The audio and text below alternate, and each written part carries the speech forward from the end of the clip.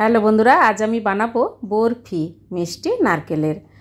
সবথেকে মজার ব্যাপার হচ্ছে আমার হাজব্যান্ডের অফিসের কলিগ আসবে, বললো আধ ঘন্টার মধ্যে আসবে। তো আমি বললাম ঠিক আছে, দোকান থেকে তাহলে মিষ্টি নিয়ে আসো। আর যেহেতু বাড়িতে কেউ এলে সবার প্রথমে একটু মিষ্টি দিয়ে তারপর চা বা অন্য কিছু দেওয়া যায়। তো মিষ্টি তো আনলোই না, তো ভাবলাম যে বা কী বানাবো। তা ভাবলাম বোনের বাড়ি থেকে দুটো নারকেল নিয়ে এসেছে, তাহলে নারকেলের বরফি মিষ্টি বানিয়ে ফেলি। আর অল্প টাইমে খুব বানানো যায়।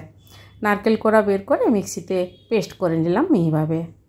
তারপর নারকেলের পেস্টের সঙ্গে 1 টেবিল স্পুন চালের গুঁড়ি আর 2 টেবিল স্পুন ময়দা আর সামান্য ছোটো এলাচ গুঁড়ো করে দিলাম, দিয়ে ভালোভাবে হাতে সাহায্যে এভাবে মাখিয়ে নিলাম। কড়াইয়ের মধ্যে 1/2 টেবিল স্পুনের মতো ঘি দিয়েছি। তারপর এই নারকেলের মিশ্রণের পুরটা দিলাম, দিয়ে 2 টেবিল স্পুনের মতো চিনি দিলাম। আপনারা যে যেমন মিষ্টি খেতে পছন্দ করেন সেভাবে দিতে পারেন। তারপর মিনিট 10 টাইম দিয়ে শুকিয়ে নিয়েছি কড়াইয়ের মধ্যে নাড়তে নাড়তে। তারপর একটা থালার মধ্যে রেখে উপর থেকে ড্রাই ফ্রুটস আস্তে করে দিয়েছি, দিয়ে চারকোণভাবে হাতের সাহায্যে শেপ করে তৈরি করে নিয়েছি।